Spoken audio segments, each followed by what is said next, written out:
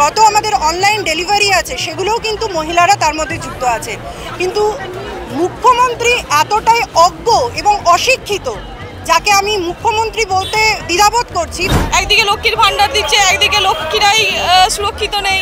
26শে মহিলা ভোটে মুখ্যমন্ত্রী পরাজিত হবে। যে লক্ষ্মীর ভান্ডার দিচ্ছে সেই লক্ষ্মীরাই ধর্ষণ হচ্ছে, খুন হচ্ছে। মুখ্যমন্ত্রী নিজে রাত্রি 8টার পরে রেড রোডে দাঁড়িয়ে মিছিল করবে, মিটিং করবে, যত পুলিশ তার আন্ডারে আছে এবং সেই শুধুমাত্র সুরক্ষিত থাকবে। কিন্তু মুখ্যমন্ত্রী এটা জানে না যে তার রাজ্যে মেয়েদেরকে, সে ডাক্তার হতে পারে, উকিল হতে পারে, পুলিশ হতে পারে। এবং শুধু তাই নয়, এই মুহূর্তে আপনারা জানেন আমাদের যারা ইয়াং জেনারেশনের মেয়েরা, তারা পাইলট আছে, তারা ফ্লাইটে কাজ করে, তারা বিভিন্ন কর্পোরেটে কাজ করে, যাদের রাত্রে ডিউটি পড়ে। অ্যাকচুয়ালি মুখ্যমন্ত্রীর নলেজের বাইরে। শুধু তাই নয়, আপনারা এটুকুও জানেন এই মুহূর্তে জোম্যাটো থেকে শুরু করে যত আমাদের অনলাইন ডেলিভারি আছে সেগুলোও কিন্তু মহিলারা তার মধ্যে যুক্ত আছে। কিন্তু মুখ্যমন্ত্রী এতটাই অজ্ঞ এবং অশিক্ষিত, যাকে আমি মুখ্যমন্ত্রী বলতে দ্বিধাবোধ করছি, বলবো মূর্খমন্ত্রী, যিনি জানেনই না যে রাত্রের 8টাটা কোনো একটা ডেডলাইন হতে পারে না।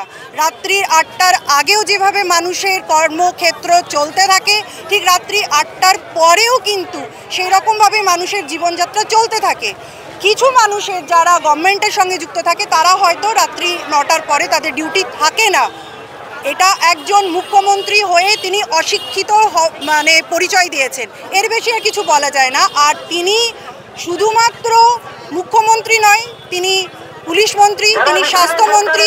তারপরেও যে ভাষায় মেয়েদের সঙ্গে এত দুর্ব্যবহারের পরে, লাঞ্ছনা গঞ্জনার পরেও এই ভাষায় উক্তি করতে পারেন, তার আর ওই গদিতে থাকার কোনো যোগ্যতা নেই।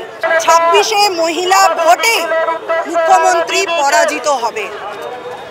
আজকের ডেটে দাঁড়িয়েও মুখ্যমন্ত্রী যে লক্ষ্মী ভাণ্ডার দিচ্ছে, লক্ষ্মী ভাণ্ডারের আশীর্বাদ নিয়ে বাংলার লক্ষ্মীরা তাকে পদচ্যুত করবে এবং ওই নবান্ন 14 তলা থেকে টেনে আনবে। একমাত্র নারী ভোটে, হিন্দু মুসলিম জাত বর্ণ ধর্ম নির্বিশেষে সকলের নারী ভোটেই কিন্তু মুখ্যমন্ত্রীর পরাজয় হবে। লক্ষ্মীর ভান্ডার দিয়ে মহিলাদের মুখ বন্ধ রাখতে পারেননি মাননীয়া, আজও পারবেন না। লক্ষ্মীর ভান্ডার দিয়ে সব কিছু কেনা যায় না। নারীদের সুরক্ষা দিতে পারেননি উনি, ব্যর্থ মুখ্যমন্ত্রী, নির্লজ্জ মুখ্যমন্ত্রী। এটা আমরা মহিলা হয়ে, আমাদের রাজ্যের মহিলা মুখ্যমন্ত্রী হয়ে আমাদেরকে নিজেদের লজ্জা লাগে যে উনি একজন মহিলা হয়ে আমাদের সুরক্ষা দিতে পারছেন না। ব্যর্থ। প্রথম থেকেই আমাদের প্রতিবাদ চলে যাচ্ছে, আজও প্রতিবাদ করছি। আগামী দিনে আরও বড় আন্দোলন আমরা করব। অবশ্যই আমাদের আন্দোলন বন্ধ থাকবে না, আমাদের আন্দোলন চলবে। একদিকে লক্ষ্মীর ভান্ডার দিচ্ছে, একদিকে লক্ষ্মীরাই সুরক্ষিত নেই। 8টার পর মহিলারা বাইরে বেরোতে পারবে না। এটা কি হতে পারে? একটা গর্ভবতী মা, ওনার যদি ব্যথা ওঠে, সেই জায়গায় ওনাকে তো হসপিটালে নিয়ে যেতেই হবে। সেই ক্ষেত্রে কি মাননীয় বুঝতে পারছেন না উনি? রাজ্যের মহিলা মুখ্যমন্ত্রী থাকা সত্ত্বেও এই রাজ্যের মহিলাদের কোনো নিরাপত্তা নেই।